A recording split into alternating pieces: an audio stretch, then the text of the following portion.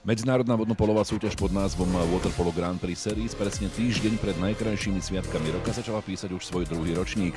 Jeden z turnajov privítal nádherný plavecký komplex v jednom z najstarších a najväčších poľských miest, a to v Poznani. V Poznani na prvom turnaji druhého ročníka sa stretli počas 2 dní vo vzájomných dueloch domáci tím Waterpolo Poznaň, rakúsky ASV Viedeň, maďarský Miskolc a obhajca prvenstva z úvodného ročníka SK Hornec Košice. Ten nastúpil do turnaja so svojím juniorským výberom, ktorý bol vedený trénerom Alexandrom Naďom a v bazéne aj špilmacherom a trénerom Karlom Bačom mladším. Celkovo sa v mužstve Sršňov predstavilo s brankármi Laciakom a Uhrínom 8 hráčov a mladúčky Dani Bačo zaznamenával priebeh duelu na striedačke Sršňov. Mladí hráči Horneca výzvy v podobe prvého duelu proti rakúskej Viedni nezľakli, ba naopak do zápasu vstúpili jasne a razantne, keď už prvú štvrtinu vyhrali divokým skóre 8-3.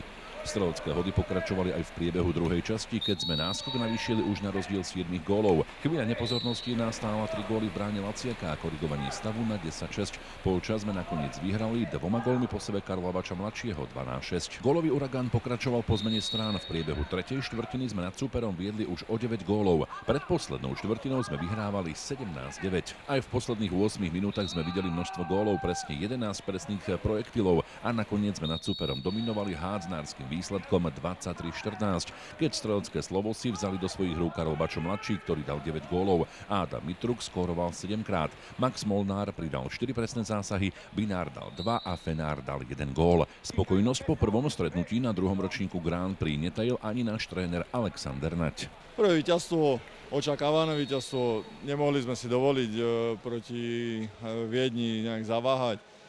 Chlapci mali perfektný nástup, keď bolo po prvých 2 štvrtinách taký výsledok, potom to už len udržiavali. No, z hľadiska môjho jak trénera samozrejme taký výsledok ma neteší, lebo to je doslova hádzanársky, čiže bol deň otvorený dverí v obrane aj pre brankárov.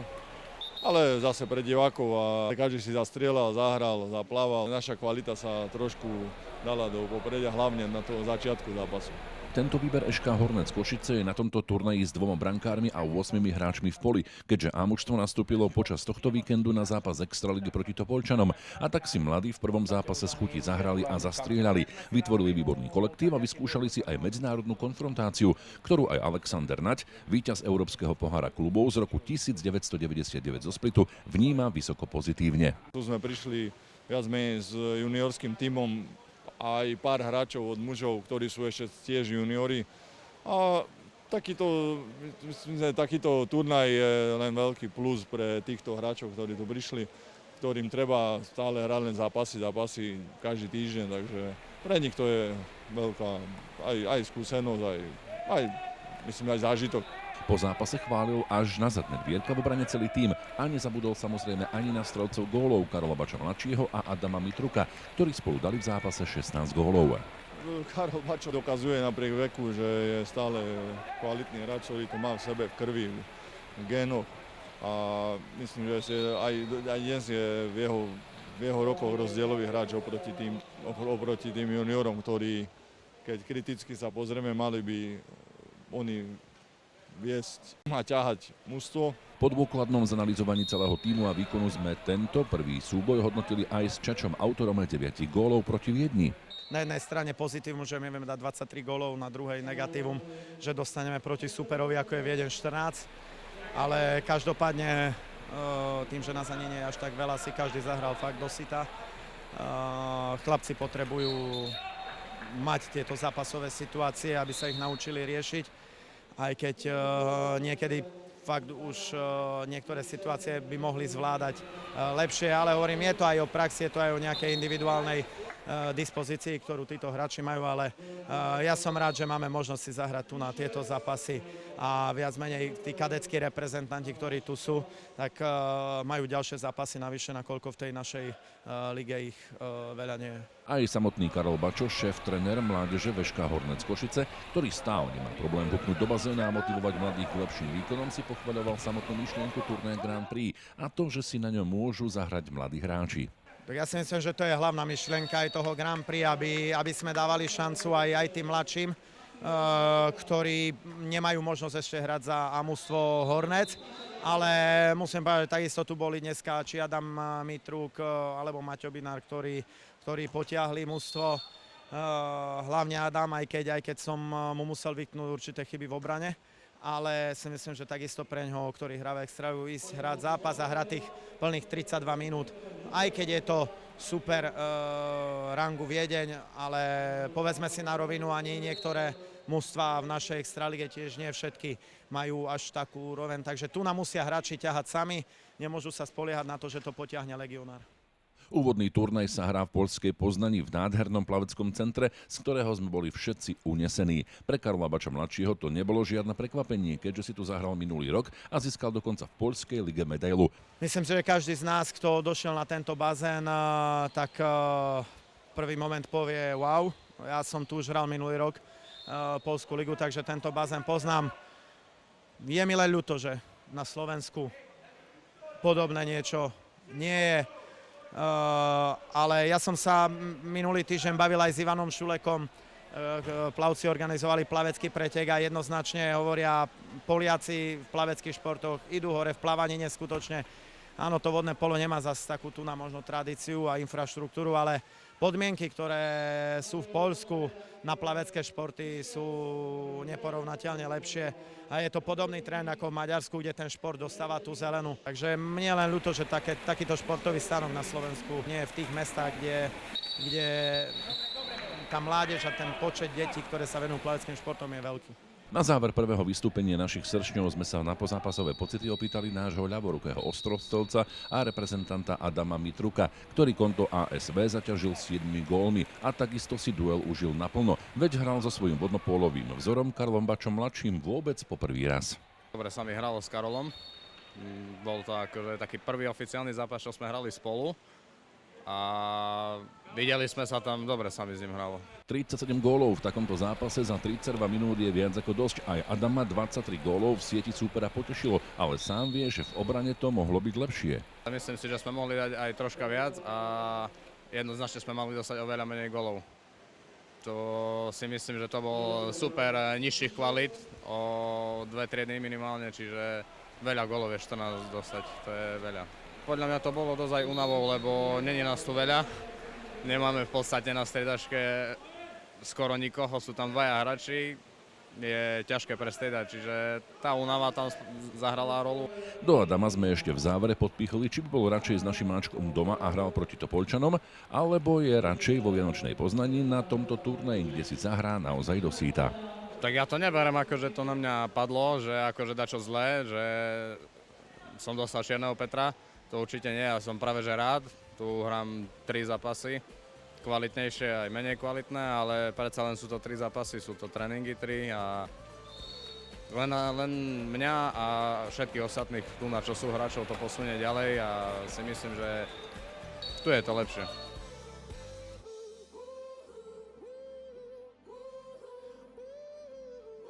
Naši mladí nastúpili v sobotu večer na svoj druhý zápas na Grand Prix v Poznani proti domácemu týmu Waterpolo Poznaň, na čele ktorého stojí už 6 rokov Tomáš Rozicky, prezývaný Rúža, ktorý pred pár rokmi pôsobil aj v Metropole Východu. Dnes je prezidentom a trénerom či hráčom Waterpolo Poznaň, ktorý bol veľmi rád, že sa tento turnaj mohol v Poznani uskutočniť. Cieszym się, że gramy, żeście doszli tu do Polska, że mogę was gościć w Poznani, a dúfam, że zapasy w Poznaniu aj pre vás, aj pre nás to bude dobre a budeme lepšie grať aj v líze. My aj vy. Otec 5-dňového syna Kažimíra si sám stále rád zaspomína na pôsobenie v Metropole Východu. Cítil som sa výborne a mám rád Košice. Parę raz už som tam był na návštevu a to był veľmi dobrý zážitek pre mňa.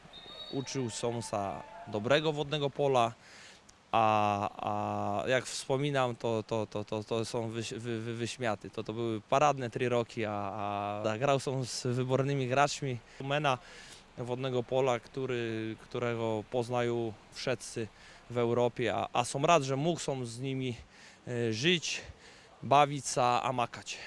Turnaj nebolo jednoduché zorganizovať, ale ambiciózny Rúža a Waterpolo Poznaň to zvládli naozaj na jednotku. Waterpolo Poznań. No, my już tu 6. rok, 6. sezonu. Minulý sezon som był wicemajster Polska. Som aj trener, aj prezydent klubu musím to ťahať hore a aby to było lepsze a lepsze, musím ukazovať mladým hráčom, vysvetľovať, ukazovať, jak to treba makať, ale dúfam, že pre taký turniej, pre dobrom gry v lidze aj najdę lepších sponsorów a budeme sa rozbiehovať a chciałbym aby o parę lat sme byli równako jak Hornet Košice. V zápase proti domácej Poznaní sme sa naťahovali od začiatku so súperom a striedali sa vo vedení do stavu 9-9, ktorý bol na ukazovateli skóre v priebehu tretej štvrtiny. To bolo mimoriadne vyrovnané, lež záver tejto časti hry priniesol zlomový moment, keď sme dali 4 góly po sebe a súboj sme vyhrali. Nakoniec znova divokým skóre 16-13. Strelecky sa blisol 4 gólmi mladý Tomáš Bačo. Prvé dve štvrtiny sme hrali vyrovnanie celý čas, každá strana využívala presilovky, strely zo zadu, čo bolo ťažké, ale v tretej štvrtine sme im odskočili vďaka tomu, že sme sa koncentrovali a sme robili to, čo sme mali. Spoluprácu v bazene s ocinom Karolom Bačom mladším si vychutnáva plným priehrštím a nám prezradil tiež, čo by si chcel od Čača vziať do budúcna. Strelu, alebo tá bojovnosť, čo on dáva do toho, lebo on je dosť zdravý a plave za každú chvíľu a aj keď má 38 rokov, tak dáva góly v kuse. Spokojný bol po zápase aj náš brankár Martin Lacia, ktorý v Extralige hájí momentálne čiapočku žilinských žralokov a dvojčku vytvoril s Kamilom Uhrínom. Chalani si zachytali do síta vo všetkých zápasoch a boli oporami sršňou. Jednotkou v bráne bol Martin, ktorý si pochvaľoval samotný duel a účasť na takomto turnaji. Do začiatku to bolo vyrovnané. To sa každému brankárovi chytá trošku ťažšie, pretože musí tam mať pár dobrých zákrokov, aby sa chytil, aby podržal mužstvo vlastne v tých vyrovnaných častiach a potom to už išlo lepšie, pretože v tej tretej štvrtke sme odskočili na tie 4 góly a už opadol aj ten tlak. Pár som tam mal dobrých zákrokov, no mohlo to byť aj ešte z mojej strany trošku lepšie. Tak je to veľká česť, pretože minulý rok to hrali muži, vlastne Grand Prix a teraz poslali vlastne nás, taký poskladaný tím a zatiaľ sme obidva zápasy vyhrali, takže sme veľmi radi. Stretnutie si naplno užil aj Maximilian Molnár, ktorý v zápase strelecky pookrial a proti vekovo vyššiemu súperovi zahral výborný duel. Nezľakol sa ho a poriadne neraz na centri, pričom nie je typickým centrom, dokázal podkúriť. Hralo sa mi super, som rád, že som pomohol týmu s gólmi, ale dôležité je to, že napríklad ja som hral v centri a som vypracoval presielku predtým, lebo to je kolektívny šport a to už je iba taká čerešnička na to, keď niekto dá gól napríklad z tej presielky. Tak, také medzinárodné turnaje vždy pomôžu v mojom rozvoji a hlavne keď hrám s takými hráčmi ako je Adam a Karol. Karol trénuje už 5 rokov a vždy mi pomáhal a urobil zo mňa hráča takého, ako som teraz. V nedeľnom súboji o prvé miesto si to košickí sršni rozdali proti favorizovanému Miškolcu 10. mužstvu uplynulej sezóny v maďarskej lige, ktorý však do Poznane prišiel s hráčmi z druhého sledu, ale nič neponechal na náhodu. V každom z troch zápasov dal 20 gólov a viac, no a zaslúžene sa tešil z prvého miesta na turnaji. V našom zápase bol iba úvod vyrovnaný, po prvej štvrtke to bolo 3-3, ale v ďalšom priebehu sa výraznejšie presadil Miškolc a nakoniec súboj vyhral 20-10. V ňom sa strelecky darilo Martinovi Binárovi, autorovi 3 gólov, ktorý zhodnotil zápas, ale aj účasť na tomto turnaji. Hralo sa mi pomerne ťažko, keďže som musel hrať celý zápas.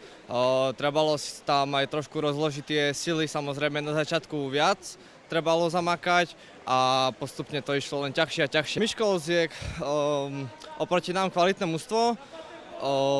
Dovolím si povedať, že je na vyššej úrovni ako my a tréner povedal, že bude to ťažké a my sme sa nesmeli zdávať. Je to pre mňa veľmi dobrá skúsenosť, už len z toho, že mi to dodá veľa nových skúseností. Po treťom poslednom zápase na turnaji sa k stretnutiu vyjadril aj najlepší strelec samotného turnaja v Poznaní Karol Bačo mladší. Vedeli sme, že nás čaká najťažší super.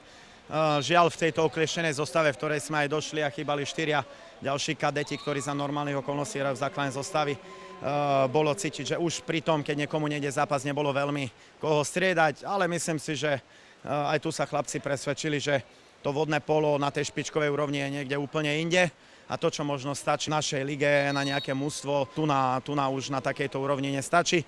A je len na chlapcoch, ako sa k tomu postavia, či to vodné polo budú svojím spôsobom tak v úvodzovkách žrať a dajú do toho niečo. Už len možno z takej osobnej nejakej hrdosti, že idem do tej vody, je to jak nejaká bitva, v ktorej chcem ukázať, že som lepší, alebo alebo ostaneme takí možno v niektorých momentoch apatickí a nevieme sa pobiť o ten výsledok. A ako náhle troška sa stav nevyvíja v náš prospech, tak niektorí hráči majú tendenciu sa možno tak troška opúšťať a už není tam tá bojovnosť a chtič, že ľahko sa nedám. A záverečné slovo z úst hráča a trénera tohoto výberu. Ja som potešený tým druhým miestom v zostave, v ktorej sme boli a proti mužstvám, ktoré sme hrali, si myslím, že sme vyťažili z minima maximum a verím, že do najbližších kôl pôjdeme už v kompletnejšej zostave. Turnaj vyhral Miskolc pred ŠK Hornec Košice, na 3. mieste skončila domáca Poznaň a na 4. rakúsky klub ASV Viedeň. Najlepším hráčom bol Richard Naď z Miškolca a brankárom jeho oddielový kolega David Naď. Strelcom náš Karol Bačo mladší. Spolu odohrali týmy 6 zápasov, v ktorých padlo 174 gólov. Nádherný turnaj vo Vianočnej Poznani, ktorým sme odštartovali druhý ročník Waterpolo Grand Prix Series. Dovidenia pri ďalších turnajoch.